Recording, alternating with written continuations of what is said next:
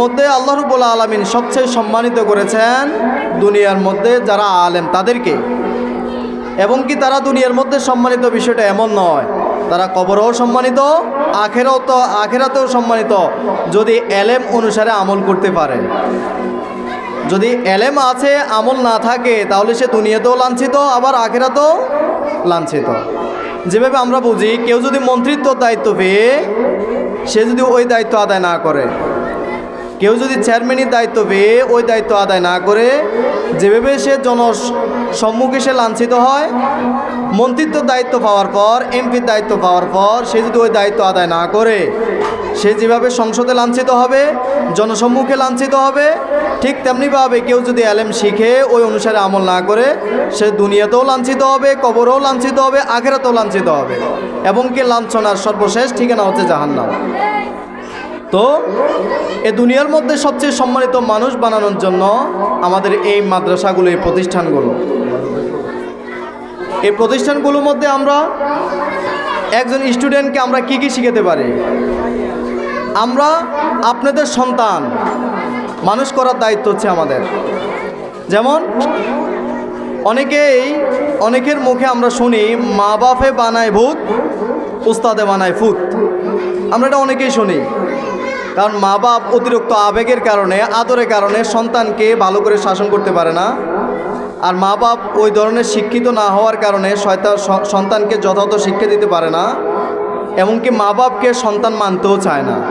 সারাক্ষণ সামনে থাকার কারণে আপনি কোনো যে আদেশ করলে সঙ্গে সঙ্গে এর উল্টা আচরণ করবে, কিন্তু প্রক্ষান্তর ওস্তাদের সাথে কিন্তু স্টুডেন্টরা এই আচরণগুলো করে না। যদি করতো তাহলে আমরা একজন শিক্ষকও 1 মাসের পরে 2য় মাস মাদ্রাসা চাকরি করতাম না। আপনাদেরকে দেখলে সন্তানরা অন্যায় করার প্রশ্রয় পায়, আর আমাদেরকে দেখলে রাস্তা পর্যন্ত ছেড়ে দেয়। বিষয়টা এমন না? রাস্তা ছেড়ে দেওয়ার এই যে তাদের এই কনসেপ্টটা, এটা তৈরি করেছে শুধুমাত্র ওলামায়ে কেরাম। বড়দেরকে সম্মান করতে হবে, ছোটদেরকে স্নেহ করতে হবে, আলেমদেরকে সম্মান করতে হবে, মা বাপকে সম্মান করতে হবে, মা বাপের সেবা করতে হবে। আপনারা আপনার সন্তানগুলোকে অর্থ দিয়ে আস্তে আস্তে খাওয়িয়ে আস্তে আস্তে বড় করেন, কিন্তু আমরা এলেম কালাম বিদ্যা তৈরি করে তার মধ্যে এমন কিছু জিনিস আমরা ঢুকিয়ে দিই, সে পুরো জীবনের জন্য আপনার অনুগত সন্তানে পরিণত হয়। আপনি দেখবেন, আল্লাহর কসম খেয়ে বলি, বাংলাদেশের যতগুলো বৃদ্ধাশ্রম আছে এখন পর্যন্ত কেউ রিপোর্ট করতে তারা পারে নাই যে একজন আলেমের বাবা মা বৃদ্ধাশ্রমে আছে। বৃদ্ধাশ্রম কি বোঝেন? আপনি বৃদ্ধ বয়সে উপনীত হওয়ার পর, বার্ধক্যে উপনীত হওয়ার পর আপনাকে সন্তানরা খাওয়াবে না। এই সরকারি একটা স্থাপনার মধ্যে রেখে দিয়ে আসবে, অথবা বেসরকারি একটা প্রজেক্টের মধ্যে রেখে দিয়ে আসবে। বছরের পর বছর আপনার সন্তানরা টাকা দিবে, কিন্তু এটা বিভিন্ন কর্মচারী দিয়ে আপনি বস্ত্রা পায়খানা বিভিন্ন জিনিস পরিষ্কার করাবে। এটা হচ্ছে বৃদ্ধাশ্রম। এখন পর্যন্ত বাংলাদেশের কোনো সাংবাদিক রিপোর্ট করতে পারে নাই কোনো আলেমের বাবা মা বৃদ্ধাশ্রমে আছে। কিন্তু আপনি যদি এই মুহূর্তে আমার কাছে বলেন, আমি অজস্র প্রমাণ দিতে পারবো যে ব্যারিস্টার, উকিল, এমপি, মন্ত্রী, মা বাপ পর্যন্ত বৃদ্ধাশ্রমে আছে। কারণ আপনারা বানান ভূত, আমরা বানাই আপনাদের অনুগত ফুত, অনুগত মেয়ে। আপনার সন্তান আপনার কথা কেন শোনে? আমরা যদি না বলি কেন শোনে? আমরা কোরআন হাদিস শিখিয়ে তার ভিতরে এই জিনিস তৈরি করে দিই যে মা বাপের সাথে কোনোদিন খারাপ আচরণ করা যাবে না, মা বাপের পাও ধুইতে হবে। আমি সব সময় প্লে শ্রেণীকে আমি পড়াই, তাদের সবসময় আসার পর আমি হিসাব নেই। আপনি প্লেতে যারা পড়ে তাদেরকে বলবেন যে ওস্তাদে বলে কিনা যে বাবার চুল টানে দিছো কিনা, বাবার জুতাগুলো সোজা করে দিছো কিনা, চুল আশ্রয় দিছো কিনা, বা বাড়িতে ঢোকার সাথে সাথে মা বাপকে সালাম দিয়েছো কিনা। এই যে আদবগুলো, শিষ্টাচারগুলো, এগুলো কে শিখাইলো? আমরা না?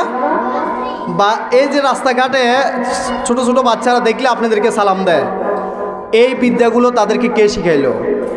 মা বাপের সাথে খারাপ আচরণ করা যাবে না, এই বিদ্যাগুলো কে শিখাইলো? আমরা শিখাই নাই? এগুলো আমাদের ফসল। আপনার সন্তান যদি এই প্রতিষ্ঠান থেকে 3য় শ্রেণী পড়ে, সে তো সর্বোচ্চ শিক্ষিত না। 3য় শ্রেণী কি সর্বোচ্চ তৃতীয় শ্রেণী পরে কি সর্বোচ্চ শিক্ষা গ্রহণ করতে পারে? তৃতীয় শ্রেণীর পড়ুয়া একজন স্টুডেন্ট যদি এখান থেকে বের হয়ে সে যদি অন্য কোনো পড়াশোনাও না করে, আমি কথা অন্তর থেকে সাক্ষ্য দিতে পারি, কোনোদিনও এই সন্তান আপনাকে বৃদ্ধাশ্রমে পাঠাবে না।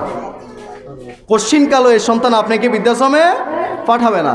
সকলে আপনার তাদের এই ফিউচার কীভাবে সে ফিউচার তৈরি করবে এই শিক্ষা দেয়। অন্যান্য শিক্ষা প্রতিষ্ঠানগুলোতে ফিউচার তৈরি করে নিজে কীভাবে বড় হবে, নিজে কীভাবে বড় হবে, কিন্তু নিজের মধ্যে কীভাবে মানুষত্ব আসবে, নিজে কিভাবে মানুষ হবে, এটা শুধুমাত্র আমরা শিখি, আর কেউ শিখায় না। তুমি কিভাবে মানুষ হইবা এই বিদ্যাটা কে শিখাবে? এখন মা বাবার সেবা না করিস কেউ মানুষ হইতে পারে না, সে পশু। ওস্তাদের সাথে খারাপ আচরণ করে কেউ মানুষ হইতে পারে না, সে পশু। বড়দের সাথে দুর্ব্যবহার করে কেউ মানুষ হইতে পারে না, সে পশু। এই শিক্ষাগুলো কে দিবে? কে দিবে? মা বাপকে সে বার্ধক্যে উপনীত হওয়ার পর তাদেরকে সেবাগুলো এইভাবে করতে হবে, এই শিক্ষাগুলো কে দেবে? আমরা দিই না? তাহলে আপনাদের থেকেও শতগুণে বেশি অবদান আপনাদের সন্তান গড়ার পিছনে আমাদের।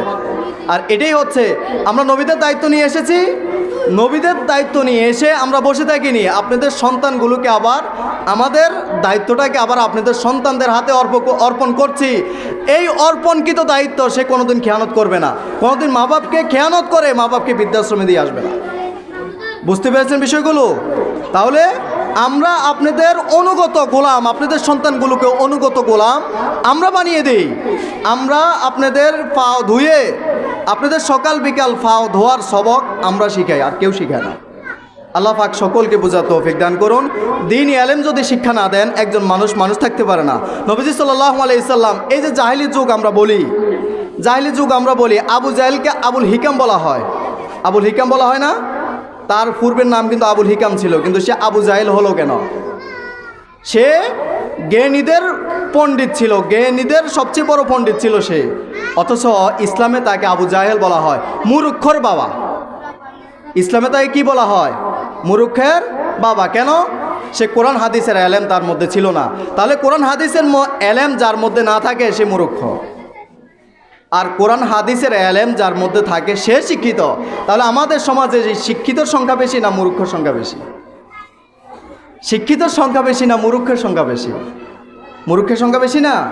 তাহলে এই শিক্ষিত হওয়ার জন্য প্রকৃত শিক্ষা নবীজি সাল্লাল্লাহু আলাইহি সাল্লাম সাহাবায়ে কেরামদেরকে দিয়েছেন।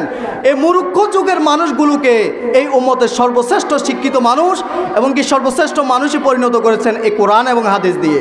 এই কোরআন হাদিস না শিখে জীবনে কেউ শিক্ষিত হতে পারে না। কোরআন হাদিস না শিখে জীবনে কেউ কি হতে পারে না? শিক্ষিত হতে পারে না। আল্লাহ রাব্বুল আলামিন সকলকে শিক্ষিত হওয়া তৌফিক দান করুন। সকলের সন্তানগুলোকে শিক্ষিত এই উম্মতের সর্বশ্রেষ্ঠ মানুষ হিসেবে কবুল করুন। আমা আলাইনা ইল্লাল বালাগ।